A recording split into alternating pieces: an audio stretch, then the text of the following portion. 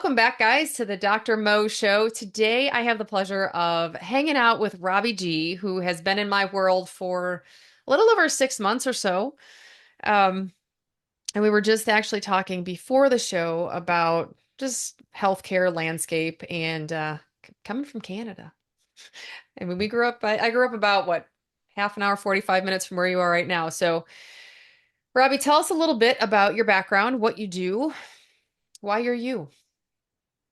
Um, I'm me because I love being me, and that's all I can be. Yeah, I am myself, and I try to really let my inner light shine and not really follow what everybody else tries to do or tries to tell me to do. I just be me. Um, yeah, my background is I'm a musician at heart. That's what kind of got me into the landscape of the music industry. And since then, I've created a promotions company that has kind of even surpassed and eclipsed what I am as an artist now. We do events in about 80 different markets across the country, from Newfoundland all the way to Vancouver Island, and put on about 200 to 300 events every year. I've worked with some of my idols that I grew up listening to, and had the chance to share stages with tons of them in front of thousands of people, and just yeah, do what I love to do for a living. So I'm kind of blessed to have created a niche that works for me and allows me the ability to go and travel and do, meet cool people and have great interactions with fans and friends and family alike across the country wherever I get to go. I'm not able to go into the States because I had a background of being a criminal and went to jail, and that's part of my story as well.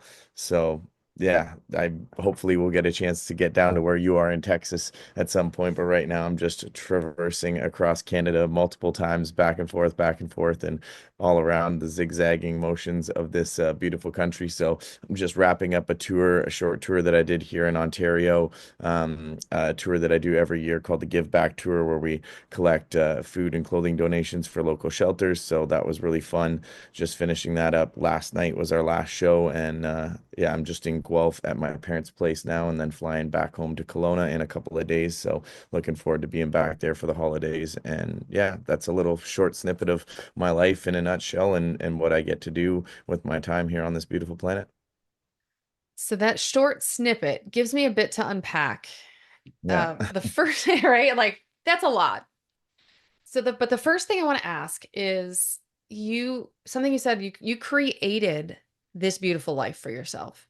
You Yeah. love music, but then you created this other because we call it, in entrepreneurial circles, it's about monetizing, but it's really not. It's about providing value, creating value in the world. And you took your voice literally and your music, but then you have this other company that expands your reach. Tell me about that.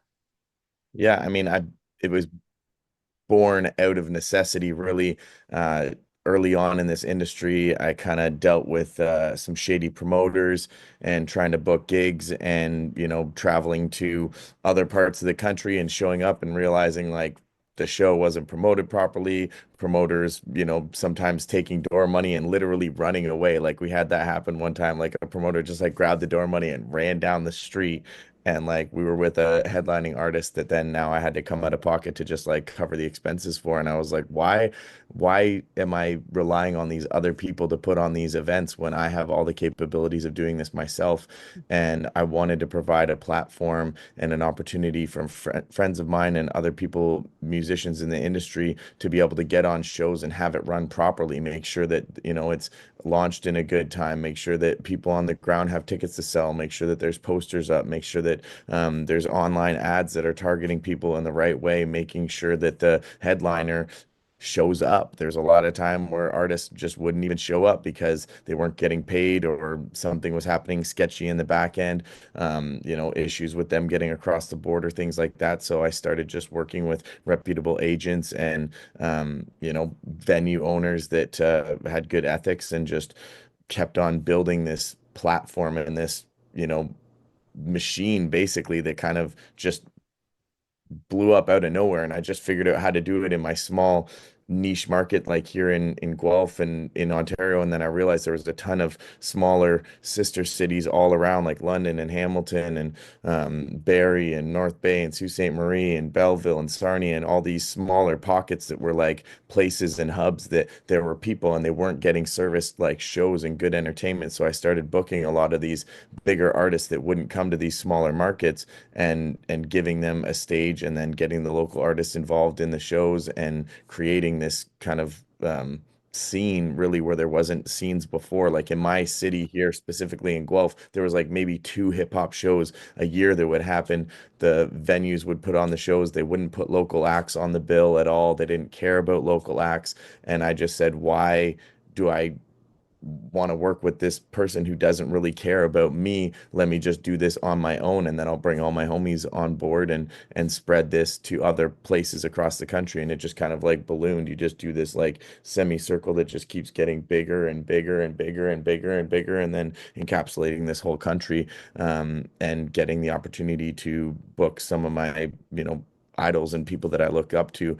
I never thought starting out I was going to get a chance to do the kind of things that I'm doing now, but it just kind of like ballooned. And the more successful it became and the more good business that I did, the more the phone rang and agents and artists were calling saying, "Hey, we see that you're doing shows. Like, can you book us too?" And then it grew to what it is today, and it's still growing.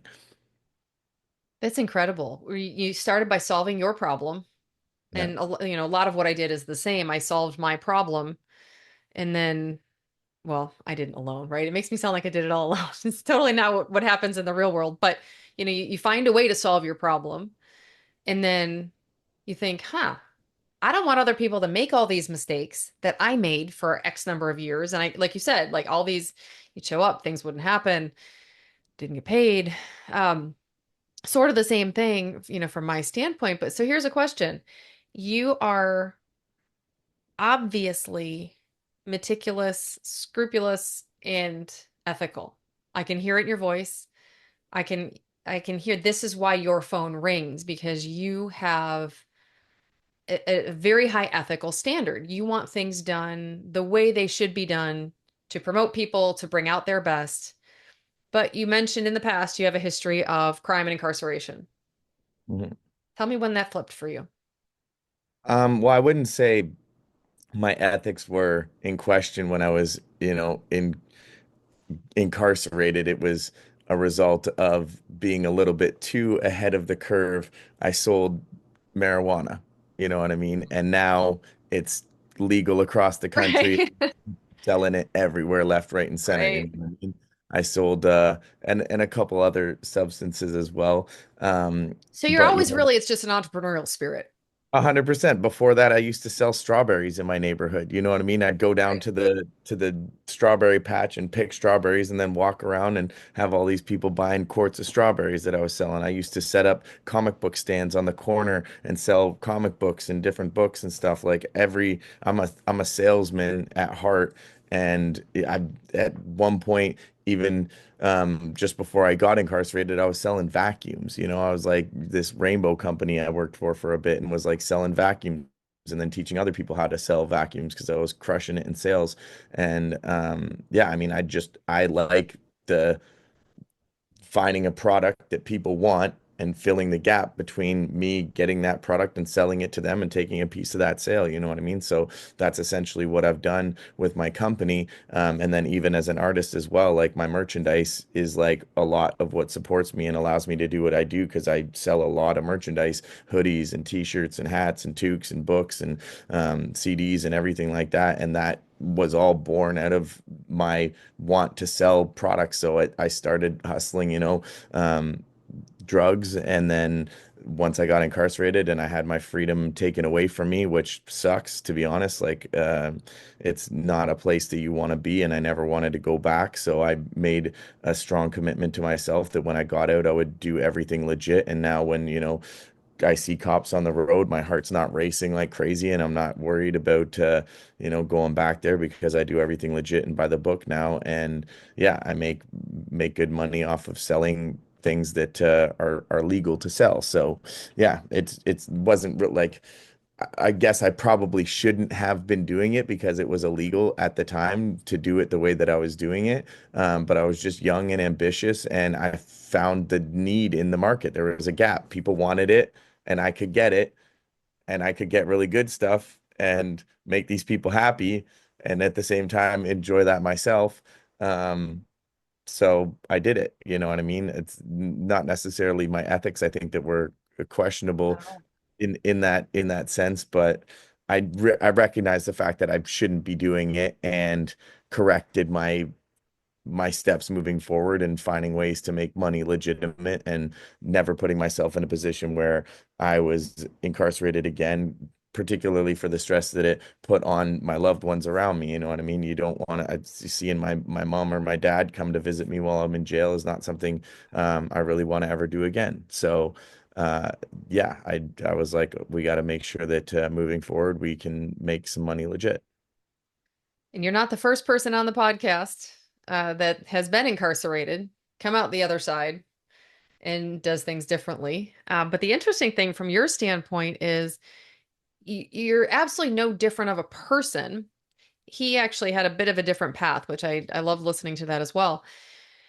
But what makes someone, anyone, have that? Because you're definitely on the ground solving people's problems, and that makes you a fantastic outward persona and salesman. Is it nature? Is it nurture? What do you think? Hard to say because I mean, not like my family's not really salesman type people. I mean, my dad a little bit, like he sold gas, and was a little entrepreneurial in that sense. And my mom was a bookkeeper and kind of like ran her own business for a while. Now she works as a secretary, in a similar kind of field and also helps me with my books and bookkeeping and stuff. But so not necessarily direct, like I didn't have parents that were like car salesmen or something like that. So I wasn't like around that environment where I was seeing people like selling products and making money and being like, oh, I could do that too. Um, I think the problems that I was solving were really like essentially selfish in the beginning, you know what I mean? I was just like, I want to do shows. I love rap music. I love hip hop. I want to be a part of this scene and it wasn't there and I just said, I'll just do it myself. Like I've always been the type of person that like if I see something that I want to do and I can't figure out a way to do it through somebody else, I'm just like, I'll just do it myself. Like the DIY approach has been huge for me my whole life. So I just said, let's figure out how it can't be that hard. Other people do it. I could do it too. And I'm reading a lot of these books like Inspiring Me, Tony Robbins and stuff, Unlimited Power, Awaken the Giant Within, all these kind of like early books that I was reading, kind of empowering me, saying like, hey, if you work hard at it, it's going to pay off. And all you got to do is like put your head to the task and do it, you know what I mean? And that's all I did is just figured out a way to solve my personal problems and then realized that a lot of people had the same problem and how can I help them solve that problem and be that bridge between them and their dreams. So, and particularly with artists too, like making their tour experience easier. There was a lot of time artists were touring this country, selling their shows off to like 20 different promoters, and it was just a headache for them every night trying to like nail down even a promoter to get their hotel information or something like that, and just being like, why am I not running this whole tour? And then it's all coming through me and my company, and everything's all organized and they know where they're going. They know that the money's going to be there when they show up. There's no question of any of those kinds of things. And just creating an easier experience for them, solving their problem, solve my problem of being like, how do I get on tour? How do I get on the road with these people? And I just put myself on the road with them, like the people that I love and respect and enjoy their music. I'm like, I'm just going to create tours for you and go on the road with you. That's incredible. I mean, that is the epitome of finding a need, seeing a need, right? It's not finding it, right? Because everything it's there. My clients, I help physicians and other high-level professionals transform their health and careers. And it's the same thing, but the problem is we are so traditional. You're in an industry that it's at least progressive, whether it's medicine or lawyers or, high-level CEOs. We are so boxed in that we think, well, I can't do that. And I'm like, but why though? Yeah. why not? I was talking to a girl who was about a year out of residency, and she was in emergency medicine. I'm classically trained in emergency medicine, so I was on the ground for a bunch of years. And I was talking to her. She goes, I'm already tired and I'm only a year and a half out. And I'm like, yeah.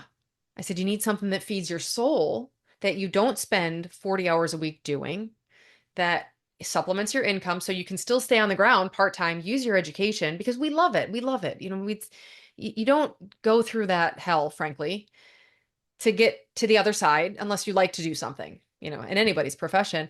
And I said, why don't you get together and get a community of residents and you help them make this transition? She goes, it was so hard to come out of residency and then become a doctor. And I was like, so why don't you form a group to help people?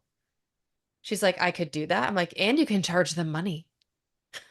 Like, not doesn't even have to be a lot, but it's giving back, right? It's because, like you said, it's organizing everything into one place where when they think of, hey, wait a second, I am a hip hop artist. I know I need to find Robbie G because I know he is the best promoter out there. He will take care of me. Mhm. That's you. You take Yeah. care of the things. And that's amazing. Most people don't even realize it too, that like you said with your friend there, it's just like you don't see that bigger picture until you start doing it on a smaller scale and you go, oh, okay, like there's a need for this. There's a need for what I can provide, and not just on a small scale. We can do this on an even bigger scale and with bigger clients or bigger artists Yeah. or whatever in my respect. But yeah, anything's possible. And a lot of times it's just seeing it and pulling yourself out of the situation to look at it from a higher perspective and say, like, what are the things that people need and how can I help them? And I know Dan says this a lot, is like you get paid in proportion to the size of the problems that you solve. I think roughly that's kind of the quote that Yep. he says, is just like the bigger the problem, the bigger the paycheck. That if you can solve that problem, and people will pay it if you can help solve their problems. And there's a lot of problems in this world.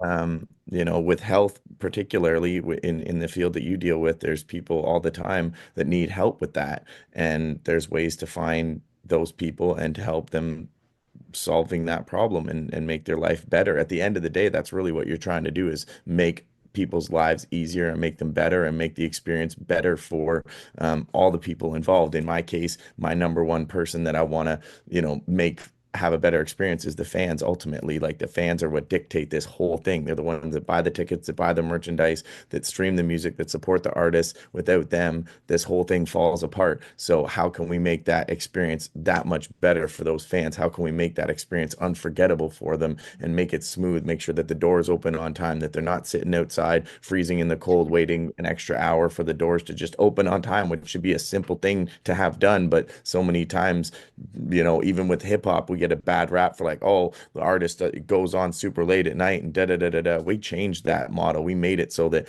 shows happen earlier. They start on time. Their artist is on stage when they're supposed to be on stage. They're not sitting around waiting a long time for that experience to happen. That their VIP experience happens when it's supposed to. All of these little things that matter so much to the fans ultimately is what matters a lot to me, because I want to make sure that that experience is great for them, and then obviously for the artist as well, making sure that they have their things that they need taken care of. All the items on their rider list are there for them in the green room. Things are just taken care of. So making it easier for everybody and making the life experience better. Like, I want things to be easy for me in my life. I don't like confrontation. I don't like hiccups. I don't like when things don't happen the way they're supposed to, or when somebody says they're going to do something and they don't do it. Like, just keep your word, be honest, and do what you say you're going to do. And, you're going to make life is going to go good for you Yeah. and easy and smooth. And that's what I try and make for myself and for the people that I'm involved with. I love that. I mean, you're going to change an entire music genre by yourself. You do realize that, right? Because, Yeah. I mean, it's kind of like I kind of joke that I want to change healthcare from the ground up. Um, but I kind of do, I mean, even what I've started to do in my coaching, I have a couple of different coaching groups, and one, I don't like the words low ticket. I despise it. I would prefer wide reach. Anybody can afford my coaching group. So, but what I've started to do in that group is I help people learn to navigate the healthcare system. Mhm. Like, I just got a text before I got online. A friend of mine had said, hey, my mom gets this medication. She didn't get in with her doctor. And of course, it's the week before Christmas, so she can't get in. She can't get a refill. Is telehealth appropriate for that? Like, and she knows she has me as a resource, but not everybody has somebody that they can text and say, is this an okay thing? Am I going to like pay $100 for nothing, or is this actually going to work? And I've realized that people don't know even where to go. Almost like what you do. People don't even know where to start with health. Mhm. So they don't start until it gets so bad that they need help. I was talking to somebody, I was in Canada because my coaching is my coaching is agnostic. It's not boundaried. So I only practice in 14 states in the US as far as my medical practice, but coaching is anywhere. And I was talking to somebody in Canada and she's like, well, I'd really like to do this, but I'm 2.5 years out of a wait list for a primary care doctor. Mhm. And I said, okay, let's figure this out. How do we get you the care that you need in the interim and kind of piecemeal it together until she can get in with a primary care doctor that can take her over? But again, like you grabbed this process and you said, this process sucks. Why are we not doing this? And you took it, and you're like, let's redo it because it sucks. Yeah.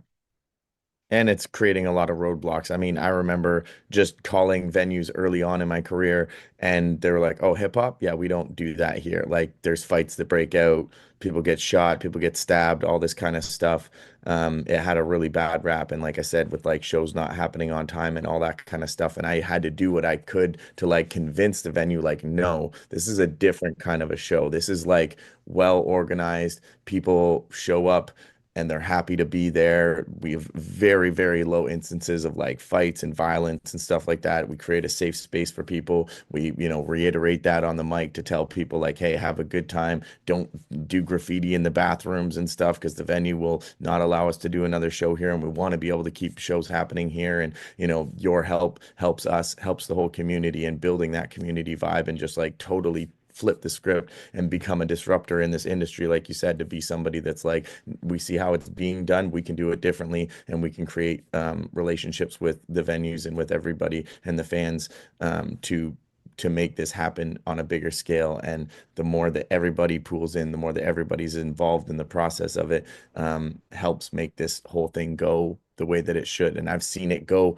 the other way. I've seen it when the artist didn't show up on time and people got too drunk and riled up, and all of a sudden security had to throw somebody out, and that person came back and shot up the security guard and killed him. And like, I was literally there when that happened. Like, I've been in those situations of being like, this is not the way it should go. That person did not have to die tonight, and they died because of somebody's negligence. That's it. That's all it was. And then all of a sudden that venue's like, we're never doing hip hop shows again. They just like put the axe on it. So yeah, it's just like figuring that out is a hard thing. But back to the comment, what you're saying about the person you're talking to in Canada, that is a thing up here. Trying to find a doctor, you are on a wait list for a long time. I moved to Kelowna. I've been there for 5 years. I still don't have a doctor in Kelowna. My primary doctor is in Guelph.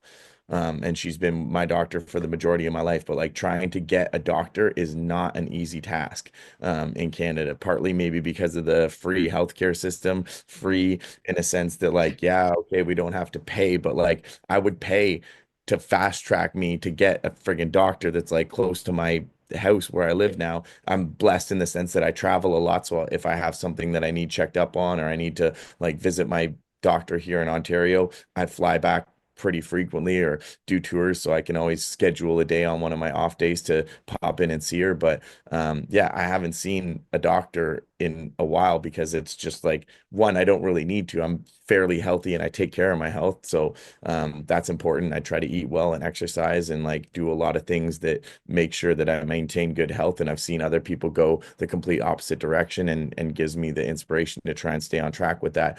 But like, yeah, it is a struggle up here to be able to find a primary healthcare professional. And it's funny because here people are like, oh no, we need socialized medicine. I'm like, have you spoken to anyone from a country with socialized medicine? And I don't get into politics very often, but both systems are broken. Like both systems are broken. I think healthcare is just broken. Like the whole thing is broken. What And what could we do to improve it? What are you like? and part of what I we're coming up against a pretty big physician shortage here in the US. I mean, I got 3 job offers so far this morning. Um, I get about 6, if you don't count my emails, if you just get texts, I get about 6 a day Wow. where they can't fill these emergency medicine jobs. So my goal with my little corner of the world, which is the entire world, really, is I want to keep people on the ground at least in partial capacity. Because if you can get, I mean, if you can get 3 people filling the job of one full-time, at least emergency medicine, right? Because it's the nation's safety net. It's getting to be the point where, we don't have to wait years to get in. My primary doc is what we call direct primary care. A lot of people are going this way. I pay $125 a month to get to see him whenever I want. It's Mhm. essentially a membership. He does include services with that. Like he includes, an exam every however many months or whatever. Um, but that I pay above and beyond even what I pay for health insurance, which is exorbitant. But my goal with what I do is to help people stay on the ground. We need people on the ground because you come in, God forbid, after a car accident, telehealth ain't going to help that. Right. So, although it does decompress the system, because like my friend, she could, you can get a refill over telehealth momentarily until you can get in with your doctor or whatever. But by keeping people on the ground, if you split that job by 3 people, those 12 shifts a month become 4. That's doable. That's doable. You can do that and still spend time with your family. But you can't do that at a third of the income because we have lives. We have $200,000 in student loans. So it's more than that now. I'm old. So it's more than that now. But That's if we probably, that's another barrier, right? Is why there's less physicians is because people look at that price tag and they're just like, why would I do that? That's psychotic.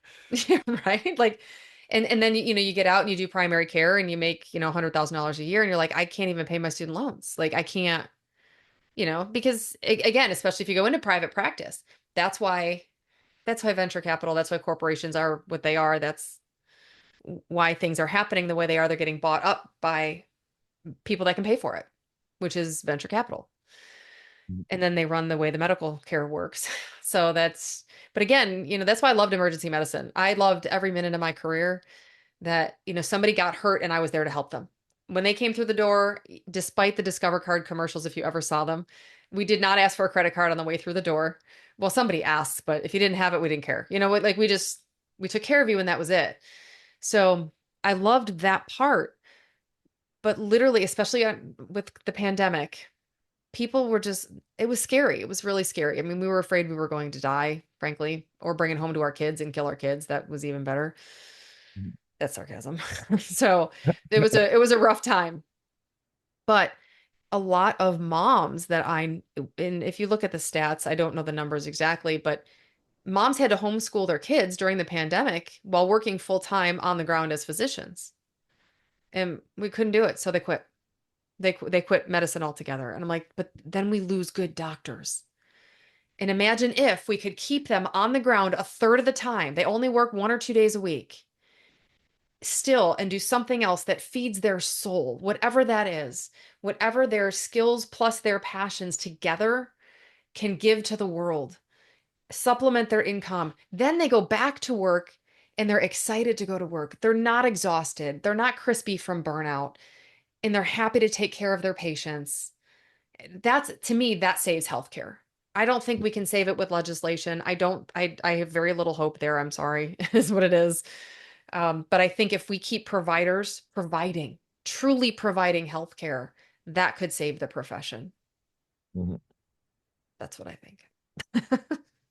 Yeah. Now the solution is how do we get there is like how do you entice those people or how do you create programs that allow them to work in that spectrum in that time frame of what you were saying of just like not having the overload and not having the burnout because that is a big issue in that industry for sure with like nurses and doctors having to work like 16 18-hour days sometimes and shifts and by the time they get home they're just like what the heck am I doing here, like why I literally can't even see my kids, I can't do anything and they feel so obligated to be there for their patients because they're literally saving somebody's life. And it's like, how do I leave when if I leave, nobody else is there to step in and help this person who's like on their deathbed? It's yeah, and what you do, I mean, I definitely virtually pat you on the back there for doing what you do because yeah, I mean, even during COVID, it was like doctors and healthcare physicians were like revered as the heroes of that time period. And I mean, I feel like that died down a little bit, but that still needs to be, expressed in a big way from everybody is like, when they were putting up signs on their doors like doctors are the heroes and stuff, like we need to really tout that message out there because y'all are literally saving lives. And without you, people are going to be dying at younger ages and we're going to have, serious issues as a result of that economically and with the development of how we're trying to move forward in this whole sphere of the globe. So Yep. yeah, I mean that I think needs to be pushed home a little bit more and the stigma to change it and really make people want to be a part of it. You know what I mean? To want to be doctors and want Yep. to be physicians because of not only how good it makes them feel, but how people react to it and how they're treated in society. You know what I mean? Like we tout up these celebrities and basketball players and sports athletes and this and that when like the people who are doing the real groundwork are the doctors and the people who are saving lives, like even the firefighters, police, all these kinds of people that are like, sometimes they get a bad rap and there's a need for them, and Yep. doctors are at the highest level of that, I think, and people that are literally saving people's lives. Yeah, and I'd love to hear your opinion too on because sometimes there is that stigma that like, and I've heard this even just through conversations with friends of mine and stuff. They get sitting down with doctors and they're pill pushing.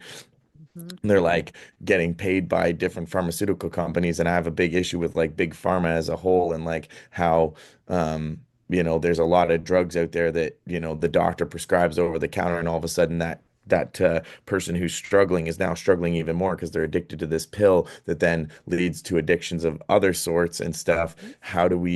You know, how do we deal with that problem and how do we X out big pharma from like pushing these pills and all this stuff down people's throats? And you watch any commercial on TV and it's just like, oh, take this thing. By the way, it could lead to, suicidal thoughts and like, high Yes. blood pressure and X, X, X, Oh, X, by the X. way, it's going to kill you, but take it anyway. It's wild. It blows me away. So I'm Yep. just like, like, what is your response to that as somebody being boots on the ground in that industry and in that field? Like, do you get approached by pharmaceutical companies trying to push their products, and how do you feel ethically when you like get offered that kind of a stuff to be like, The okay, good this. news is, I don't know what it's like in Canada, but in the US, it's illegal. So it's I a, know, but even when it's illegal, oh, I it's still feel like there's illegal. backdoor stuff that's Laws going are on, for and they're people who like, follow them, right? For sure. yeah, And I always say this, I always tell my kid, laws are for people who follow them, which doesn't, think about it, because if you're gonna do what you're gonna do, you're gonna take these kickbacks, which is a big deal. Um, like so even when I was in residency, which was 20 years ago, which is so horrifying to say that out loud, that we would get like big lunches and all these presents, and that was still the downward slide. 10 years before that, they were taken on trips. They were, I mean, all this stuff. And I was like, all I get is a lunch. Thanks. But on the mhm, flip side, those lunches got me through a lot of days in residency. I'm not going to lie. That never like it's always the opioid epidemic is a huge freaking problem. yeah, There are certain psychiatric medications. So, for example, I developed a software program built for asynchronous telehealth. So it's built to decompress the provider's time while still providing good care to the patient. So I built that software. It's actually going live, thank the Lord, in 2025. yeah, So other people get to use it and help them decompress. I have no capability built into that system to prescribe any controlled substance. So that is my small contribution to, because people say, well, can you prescribe Xanax or Norco through your platform? And I said, no, it's not built for that. You're not welcome here. mhm, And and if that doesn't work for someone, that is not because not that no one needs Norco, not that, well, I don't think anyone needs Xanax, but that's just me. So that's that's an entirely different story. You hit a nerve with me because I have a history of addiction with myself. I've got a history of addiction in my family. I got issues with it. Now, here's the flip side. Substances, chemicals are chemicals, right? If there was this, I don't know the chemical composition of caffeine, but if this was water, water is a chemical and it can kill you. So there needs to be a certain respect for chemicals you put in your body. I think TV commercials for food and drugs should be gone. Period. End of story, just like cigarettes. Hmm. Like to your point, I think that we need to back it down. Now, can I wait for that to happen? No. I just had the unfortunate diagnosis last month of coronary artery disease. I have an artery narrowing plaque that I've been real freaking vocal about because I was pissed. Because I have a very long history of food addiction in myself. And that abuse, I don't have any family history of cardiac disease like this. It's completely because of abuse of my body. So I started a prescription medication to help stabilize that plaque in there because I don't want to die, first of all. I joke, emergency medicine. Listen, I'm just going to save your life. The rest is gravy. It's kind of what I do now. It's just a different aspect. But I have no problem with big pharma from a standpoint of there are things, chemotherapy, anti-cholesterol drugs, not anti-cholesterol, cholesterol lowering drugs, because they will help stabilize this. Now, I don't need the chemotherapy, thank God, right now, but like that medication I'm taking, I talked to my doctor. I said, listen, I'm kind of afraid of this class. I don't like the side effects of this class. What else can I do? And we talked about it. And we talked about regular supplements. But again, supplements are just unregulated chemicals. Hmm. So, and I do take supplements. I take supplements for, well, I mood stabilization. It makes me sound like I'm bipolar. Bad news, I'm not. I haven't earned that diagnosis. Just, I just, as I had asked last week, somebody asked me, "Are you always like this driven?" I'm like, kind of. Yep. And the good news is in Dan's group, at least I found my people, right? So, but I do take supplements to give me like an extra 3 minutes to like create space, right? I call it the Viktor Frankl space between stimulus and response. I take a neuro supplement for that. It works better. I was on Wellbutrin for 8 years. Well, what did Wellbutrin do? It allowed me to tolerate situations I never should have tolerated. I didn't like that. I needed a different thing. Is there a prescription medication that does the same as the medicate as the supplement I take? Maybe. I just don't want to find it because this works well, so I'm kind of using it.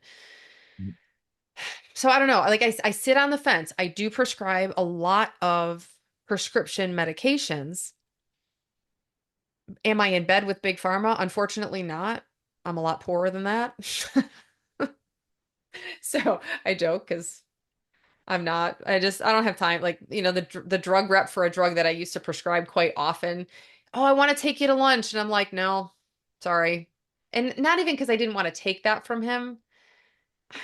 I don't have time. Like, I know your drug's good. I prescribe it because it's a good drug.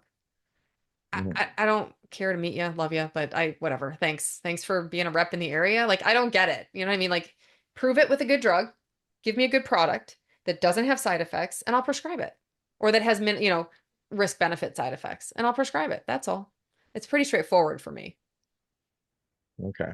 Yeah, it scares me sometimes when I hear that and see that. Just like, um, I haven't really experienced it too much because the doctor that I work with, she's not really about that, and I've never really had any ailments that have required me to be, service different drugs or products. But I do know people close to me that have, had issues with those things, and particular with like OxyContin and stuff like that. Where they take it for to relieve pain for something that happened, and all of a sudden now they're like they're fiending for it, and it Mhm. literally ruins their lives. It's Uh, horrific. It is yeah, absolutely so horrific. And like that's a lot of the stories of people like when you go to these homeless shelters and stuff or people that are on the streets. It started as like this, like, yeah, I had a job, I had a family, everything was going good. And then all of a sudden I got given this pill by a doctor and my life fell apart. And there's no repercussion to that. There's nothing that they can do. There's nobody they can go to explain that story where they're going to help them. They got to just figure it out on their own. And it's really hard to do that. And like mental health is a big issue. And I don't know what the answer to all. Like for me, I Yeah. just say take some mushrooms and like try, I'm a big advocate of psychedelics and like maybe you need to smoke some DMT and it'll like change a little thing in Change your the circuit. circuit and it'll get you back on track. And I don't know if that is truly the answer, but I feel like there's something that needs to be done and there's some sort of consequence that needs to go across and be heavily handed down to big pharma and some of these companies that are making billions of dollars off of people's misery. And here we have a couple of physicians who did end up in prison. And, even I used to work with my practice used to work with a small compound pharmacy that ended up literally selling narcotics out the back door. And I was floored, because you don't see it. You see the reputable part, but again, you don't see the back end because the draw is too big. But I think one thing we forget about as humans is that our brains are wired for addiction.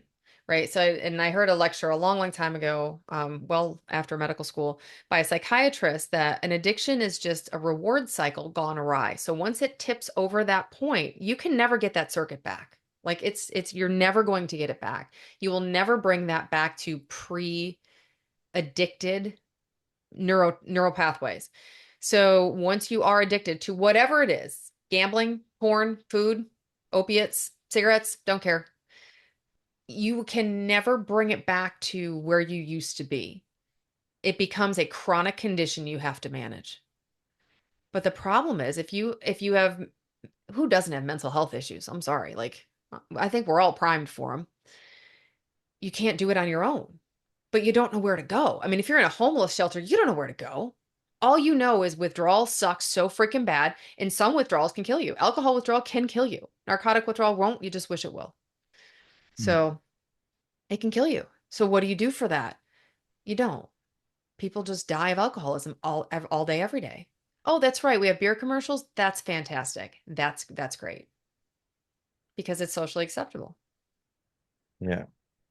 stuff. I mean, it's kind of crazy. Like even like you said with cigarettes, how we finally caught on to that, and like now they have these like intense, on the smoke pack, like this is gonna kill you type thing. Like, and obviously taking down all the commercials, but yet the movie industry can still accept millions and millions of dollars of paid money from the tobacco companies to stick smoking cigarettes in the movies, and that's like their only way to keep kind of pushing it. And it's so strange. You're looking at the actor, you're like, I know you don't smoke cigarettes. Why are you Right. smoking for this movie? Like, because you guys got paid a boatload, and that's what funded this movie to get done. It's so wild that like there's still ways that they can slip through the cracks to kind of get their influence into people. And yeah, I mean, I'd love to see that happen with the pharmaceutical industry as well. To so like what was done to the tobacco companies that lobbied so that it could take those commercials down, and how can we create that same push for pharmaceutical companies? Like what politicians are they paying off to not allow that to happen? I feel like there's enough uproar and there's enough people where their lives, family lives have been affected. Their, brother or your mother or your cousin or uncle or something that has been affected by this enough to get people to stand up and say, hey, we don't want this anymore being pushed in front of us. Um, I'm always like any problem that I see, instead of complaining about it and getting upset about it, I'm like, how do we fix this problem? Yep. There's got to be a solution. What can we do? How can we band together? How many times do we have to speak up as voices collectively so that we can create some positive change to shift? Because like I feel like it's inevitable, but it's like when is it going to happen? Come on, right? Come on Oh, next already. year, 2050, all of a sudden they take the commercials down. Like, Right. when is this going to happen? How many more millions of people need to die before Mhm. we wake the fuck up and like stop poisoning ourselves? Yep. It was funny. My husband had the best comment. We were talking about this. He's also an emergency physician, and he's actually just finishing up his PhD in health and human performance. So he's like all about it. And he said, "You know what the fastest way to put snack foods out of business?" And I was like, "What?" And he goes, "Tell the consumer not to buy it." And I'm like, "Shit." Because that's the answer, right? Mhm. If you were, say you were going to go to the doctor, you had knee surgery, and there are people who do this. Say you have knee surgery and the doctor prescribes you Norco, a million of them. I swear to God. My husband had knee surgery and came home with like 90 Norco. And I'm like, okay, we're, mm-mm. So if you go and you say, listen, I don't want narcotics. You know, I had surgery and my surgeon's like, listen, the way we do our anesthesia, the way we do our incisions, you don't get narcotics from me. You get Motrin and Tylenol. And I knew that before I went in. I said, great, because I just can't. I just know I don't want to go down that road because I don't need those circuits flipped. I know my brain. I do not need those circuits flipped. But I had enough wherewithal beforehand to either ask my surgeon or she told me, listen, we don't do narcotics in my practice. And I said, great, sounds fantastic. But people don't know that, right? Doctor tells me take a pill, they take a pill. I'm licensed in 7 states, and I have to go through this opioid prescribing course before I can get licensed in every year. So I'm like, there's a disconnect, right? So we're told as physicians, listen, you got to be careful, there's an opioid epidemic. But the patients are asking for pain relief because look at us as a society. What do we want? We want relief. Mhm. We want to breathe. So I'm going to flip it back to you because your purpose in life is to help people have fun, enjoy themselves, live a great life, build a beautiful life, go to an awesome concert, get endorphins, have a fantastic time so they don't have to, so they can build a life they don't have to vacation from, right? That's what we're all trying to do. So we can live good lives without checking out. And that's the Mhm. tough part, But it's a society thing. I don't know how to change that. Yeah, I mean, just getting everybody on that same train to talk about it, but like, and even me on stage and stuff, and I do this even like in my lives and stuff like that, is like tell people how I think pop is poison, and you know, I think that there's, it's insane that they allow all these dyes and chemicals and stuff into our food and in breakfast and stuff like that. Like we don't really need breakfast. Cereal's a ridiculous friggin' food choice option. And I've cut out a lot of that stuff, even like milk. I stopped drinking milk. But I still have a sweet tooth. And you mentioned snacks, and I'm like looking at these little Kit Kats that I have here because like every now and then I'll still want to eat a little snack. And I probably shouldn't. It's my guilty pleasure, because I've done so well with a lot of the other substance abuse type problems. And like, I don't drink, I don't, smoke cigarettes, I don't Mhm. have porn addictions. I just stopped watching porn after high school. Don't. Don't do a lot of things, and my latest one was this year I quit smoking weed, which I've been like all day every day for 20 years of my life. And I watched a video that Dan did. Every time we mention Dan, this is Dan Martell. He's our business coach. For those that don't know, he's a awesome soul. And I watched one of his videos that he put out where he was like, somebody asked him, how are you doing what you're doing? Like, how do you do it at such a high level? And he says, it's not what I do, it's what I don't do. I don't do this, and this. Watching reality TV shows and consuming bad content, taking drugs, drinking, all this kind of stuff. I cut it out, and I was like looking at his list of things. I'm like, I don't do like all of this stuff, gambling, all that kind of stuff. I don't do. I'm like, but I am addicted to smoking weed. So I made a choice this year to stop. And now I'm 11 months, 11 and a half months Nice. without smoking, which I'm pretty stoked about. And on the same token, I want to be able to smoke it socially. Like I drink every now and then, I'll have a glass of wine or a couple beers at a show, and it's like it's not something that I'm ever going to become addicted to. I don't think I'll ever become an alcoholic. And I would like to smoke. And like you were saying there, it kind of scared me a little bit when you're like, there's this lever that like goes off in our brain and we can never get rid of it. I am a little worried that like if I start smoking again, that I could potentially fall into that trap of addiction. And I want to be able to stave that off and do it responsibly. And I truly believe that we can do everything that we want, just do it in moderation, right? Like, sure, like even the things that I was mentioning that I don't really consume, like milk and stuff like that, every now and then. I'm okay to have a little bit of milk in a coffee or something like that, or have a glass of milk here and there. But as long as I'm not drinking it like I used to, I was drinking like 2 quarts a day minimum, and it was so bad for me. I think it just makes you feel sluggish. It's just not Hmm. really good, just like eating a lot of bread does, or a lot of different other things that can become health complications. So yeah, I mean, I'm trying to ease myself back into it without going into that full addiction. What kind of advice could you offer? Or would you just say, just stay away from it? You're doing great. You've done almost a year now. Just stick to that path. Because I would still like to every now and then have a joint with some friends, or like be at a show and be okay to smoke a joint, or have a bong hit or something, and not feel like I'm gonna fall into this addiction pattern again. Um, like how strong is that lever in my brain? My willpower, I find, is super strong. Like I have weed on me all the time, and I'm not smoking it, and I have it near me just to like make my willpower even more stronger, to be like, I can be around this, I can have it in front of me and not jump into it. So yeah, I mean, do you have any advice for somebody like that? And even with the snacks and stuff too, like I have a sweet tooth, but how do I like mitigate that? So it's funny you ask because the Kit Kat thing, I I don't I don't despise my food addiction any longer because it saved my life, right? Because food addiction won't kill you tomorrow. You get some other drugs in there, like you said, you're done. Like you're done. That we know where that road goes. Yeah. So the Kit Kats, we keep going, right? Maybe I won't give them up until I'm 90. Maybe at 90, I'm like, screw it. Who cares at this point? But that's a tough question. It's a hell of a question. I know that there are some things I can't do. Even with food, like certain foods I used to eat, I can't eat them. I can't do that behavior in that situation.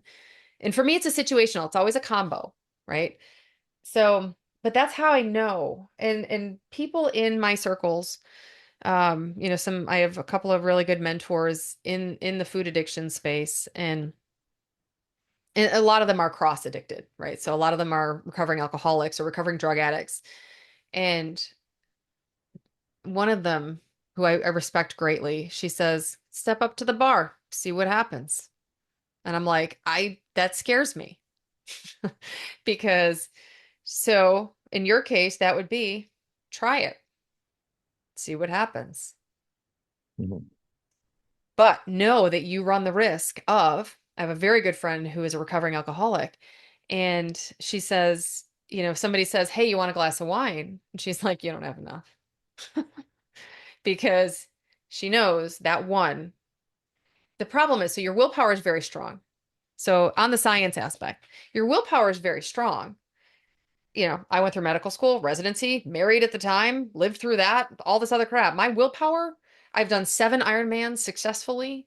I've Wow. done, like, I am persistent as hell, except for the fact that when you get to my addictive behaviors, my frontal lobe's no longer driving the bus. Doesn't matter how much willpower I have.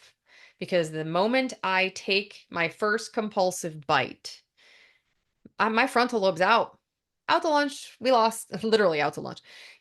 So that's what you don't know. You don't know if when you take that hit, is it going to be the one that knocks out your frontal lobe? And then it doesn't matter how much willpower you have, you don't give a shit. Mhm. I mean, it's brain physiology. My frontal lobe's not driving the bus. When I went to my doctor and I said, listen, I can't stop eating, I need help. And he told me to eat less. And I'm like, yeah, I get that. That's why I'm here. Like, I can't, like, I can't stop eating less. And I get it. Once, if it's a conscious decision, but so for me, I need medication to sit in that space. I call it the Viktor Frankl space. I need space between that stimulus and response. If I take certain chemicals, I can't, whether it's sugar or combinations of foods or whatever, I don't have that space. I can't make the decision. Hmm. It's been taken out of my hands. It's why I don't drink anymore. It's why I don't do a lot of things because anger's still there. Fear's still there. Fear's probably my biggest one still. That I need to actually look fear dead in the face and say, all right, listen, what are we going to do with this? Because those emotions are chemicals in your body. You produce them, but they're still chemicals. We forget. Mhm. The thoughts. That's why when Dan says you don't consume that shit, you don't do it. That's why I don't watch the news. That's why I had no idea with all this crap.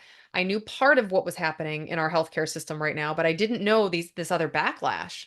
I don't watch the news. I can't because it fills my brain with a lot of negative chemicals that I just don't tolerate well.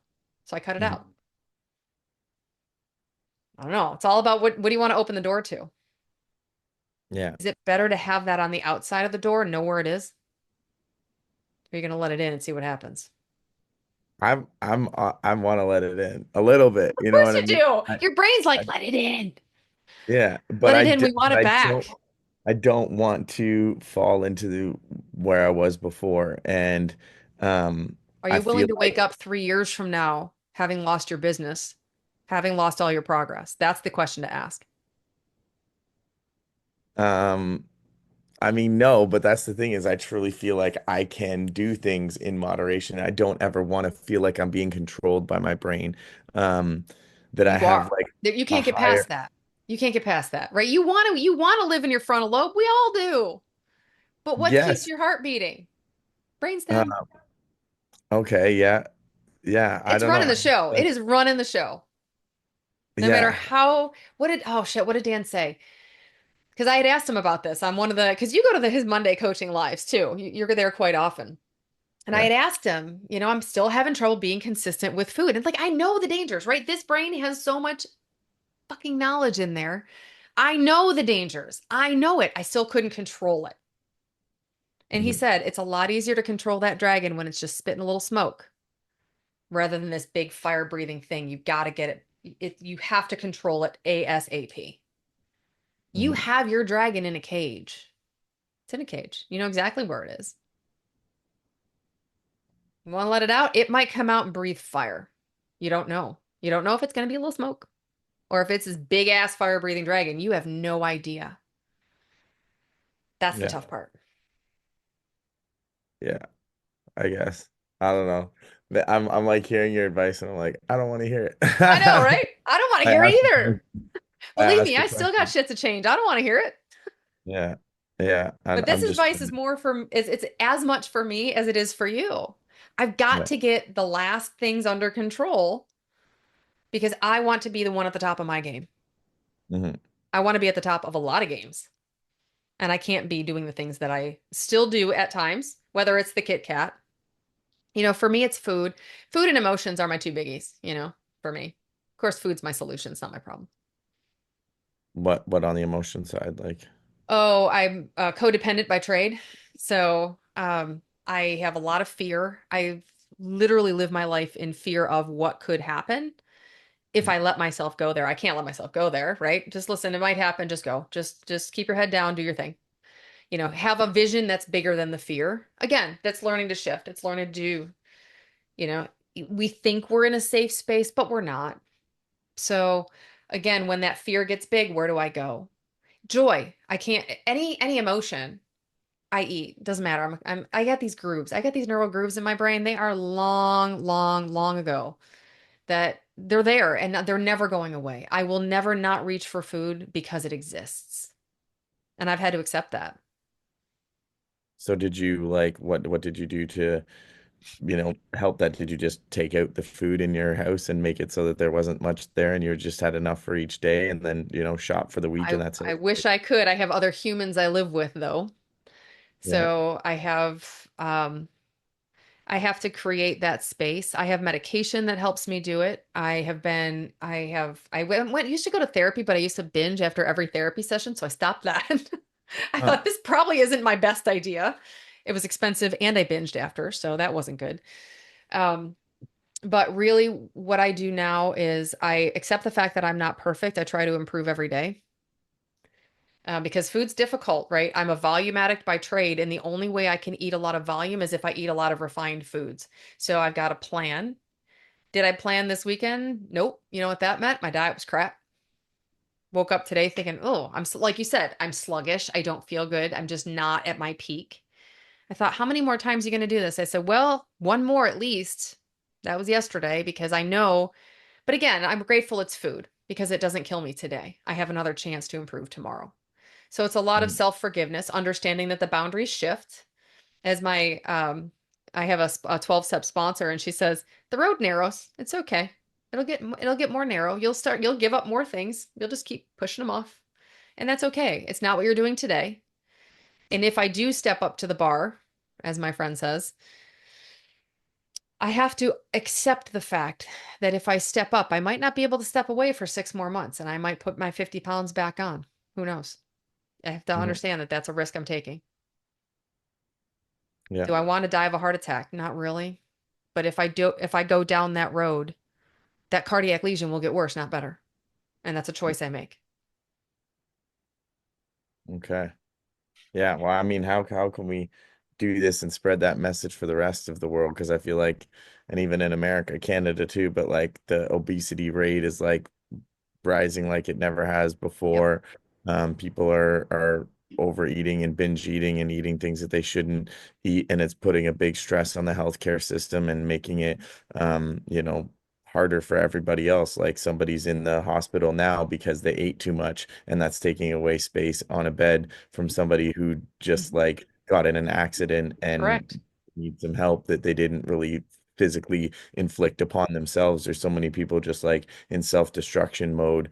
I was watching this movie called The Whale or something like that with Brendan Fraser, where he was just like eating constantly, and at the end he ended up dying because of whatever, some sort of health complication from just like binge eating like crazy so much. Like he was just like this big human and couldn't really move around much or anything, and just like I've seen other people that put themselves in that state, and it's just like what can we do as a society to help empower people to not like fat shame, I guess, or like make them feel bad for the decisions and choices that they've made, and like help teach them that like there is a better way and you could feel better if you weren't like eating away your problems and like trying to deal with your emotions in an unhealthy way, and instead of like being upset because a loved one died or something and like eating so that you can have that temporary moment of happiness that tricks your brain into thinking things are okay. How do we really get to the root of the problems of these situations? Those are the questions that I want to ask and the solutions that I want to create for people and for the world. I'm like big into just like helping people and giving them a better